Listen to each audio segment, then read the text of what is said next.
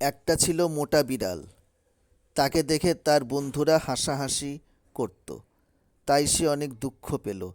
তাই সে চিন্তা করল সে ব্যায়াম করবে, জিম করবে, জগিং করবে, বডি তৈরি করবে।